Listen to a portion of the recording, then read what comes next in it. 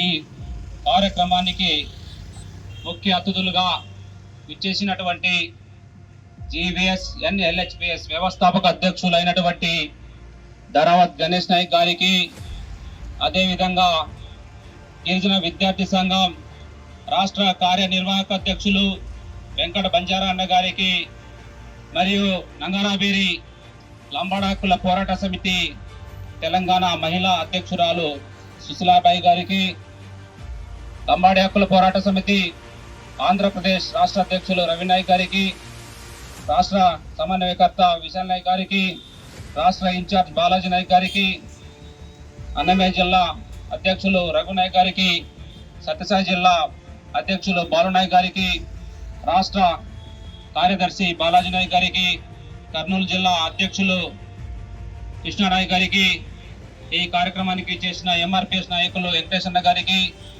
ప్రతి ఒక్కరికి కూడా ఈ కార్యక్రమాన్ని చేసిన నా సోదరులందరికీ కూడా పేరు పేరున నా యొక్క హృదయపూర్వక నమస్కారాలు తెలియజేసుకుంటా ఉన్నాను. మిత్రులారా, మనకందరికీ తెలిసిన విషయమే, ఈరోజు మన ఆంధ్రప్రదేశ్ రాష్ట్రంలో గిరిజనులుగా మనకు ఎంత అన్యాయం జరుగుతుందో మనం అంతా కూడా చూస్తూనే ఉన్నాం. ప్రతి ఒక్కరికి తెలిసిన విషయమే, ఈరోజు ఈ దేశానికి స్వాతంత్రం వచ్చి 7-8 దశాబ్దాలు దాదాపు కావస్తా ఉన్నా కూడా మనకి ఎందుకు ఇప్పటికి కూడా సరిగా రాజకీయంగా కానీ సామాజికంగా కానీ మనకెందుకు గుర్తింపు ఇవ్వట్లేదు, మనకెందుకు పట్టించుకోవట్లేదు, మనకెందుకు ప్రాధాన్యత ఇవ్వటం లేదు. ఎంతో పార్టీలు వచ్చాయి, ఎన్నో ప్రభుత్వాలు మారినాయి, కానీ ఏ ఒక్క ప్రభుత్వం కూడా మమ్మల్ని గిరిజనులను, ముఖ్యంగా మైదాన ప్రాంతంలో నివసిస్తున్నటువంటి బంజారాలను ఈ రోజుకి కూడా మాకు సరైన ప్రాధాన్యం కల్పించకుండా ఇవాళ మనకు తాత్కాలిక స్థాయిలాలు ఇచ్చి ఈరోజు మనకు మోసం చేస్తున్నటువంటి పరిస్థితి ఇలా మనకి రాష్ట్రంలో కనబడతా ఉంది.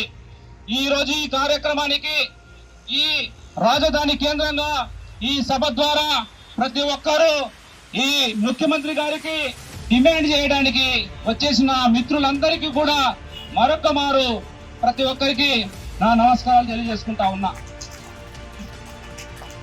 దీనంతటి కారణం ఒక్కటే, మనలో నిజంగా అయితే ఐక్యత లేదు.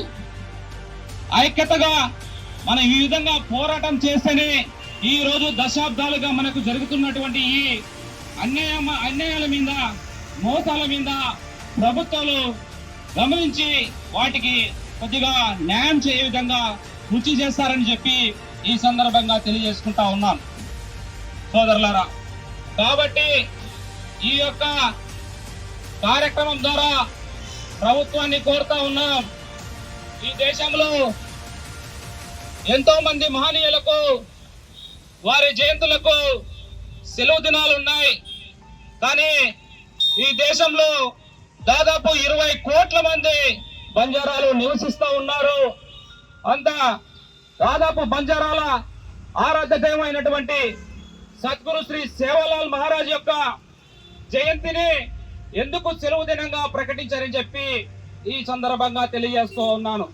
కాబట్టి ఈ రాష్ట్ర ప్రభుత్వాన్ని అడుగుతా ఉన్నాను, మా యొక్క కుల గురువు, మా యొక్క ఆరాధ్య దైవం అయినటువంటి సద్గురు సేవాలాల్ మహారాజ్ యొక్క జయంతిని సెలవు దినంగా ప్రకటించమని ఈ రాష్ట్ర ప్రభుత్వాన్ని డిమాండ్ చేస్తా ఉన్నాం.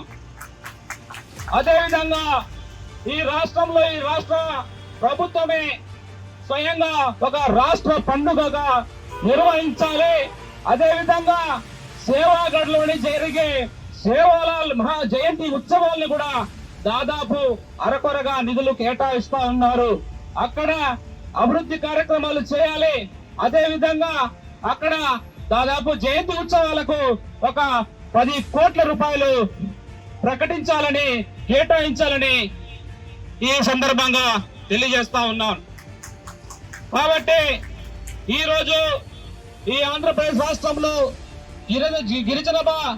గిరిజన జనాభా పెరిగినటువంటి అవకాశం ఉంది.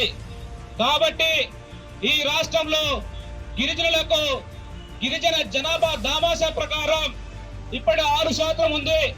ఆ 6% నుంచి 12% రిజర్వేషన్ శాతాన్ని పెంచాలని చెప్పి ఈ సందర్భంగా తెలియజేసుకుంటా ఉన్నాను. తర్వాత ఈ ఆంధ్రప్రదేశ్ రాష్ట్రంలో కేవలం ఏజెన్సీ ప్రాంతంలో 7 అసెంబ్లీ నియోజకవర్గాలు, రిజర్వేషన్ అసెంబ్లీ నియోజకవర్గాలు ఉన్నాయి. అక్కడ మాత్రమే అవకాశాలు వస్తా ఉన్నారు. అక్కడ మాత్రమే ఎమ్మెల్యేలుగా, ఎంపీలుగా వాళ్ళకు అవకాశం వస్తున్నటువంటి పరిస్థితి ఎలా ఈ ఆంధ్రప్రదేశ్ రాష్ట్రంలో ఉంది.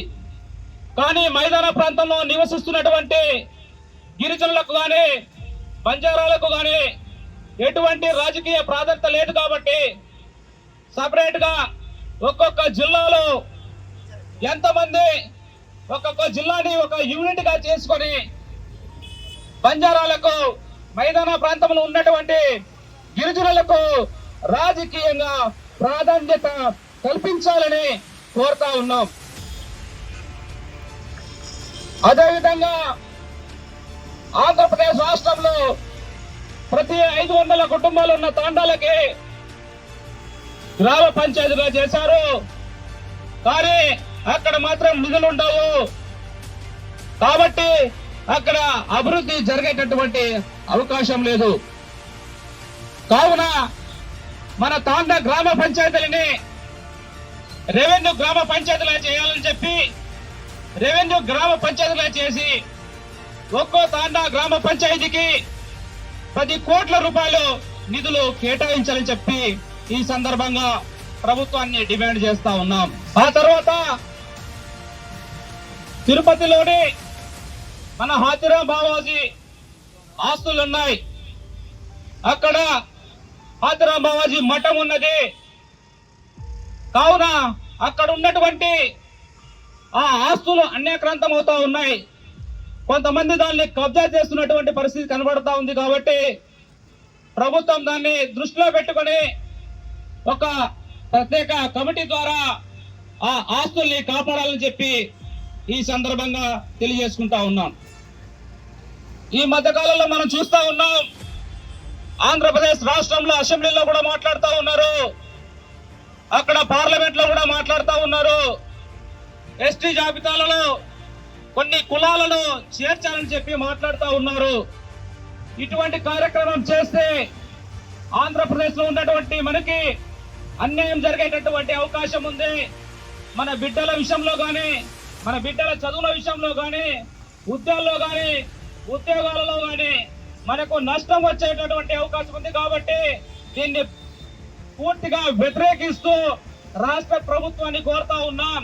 ఎస్టీ జాబితాలో ఏ ఒక్క ఇతర కులాలను కలపకూడదని చెప్పి డిమాండ్ చేస్తూ ఈ సందర్భంగా ఈ అవకాశం ఇచ్చినటువంటి పెద్దలకి నమస్కరిస్తూ సెలవు తీసుకుంటున్నాను. జై శివలాల్, జై శివలాల్, జై శివలాల్. గిరిజనుల ఐక్యత, గిరిజనుల ఐక్యత, గిరిజనుల ఐక్యత. ప్రకటించాలి శివలాల్ మహారాజ్ జయంతిని సెలవు దినంగా, ప్రకటించాలి శివలాల్ మహారాజ్ జయంతిని సెలవు దినంగా, ప్రకటించాలి శివలాల్ మహారాజ్ జయంతిని సెలవు దినంగా.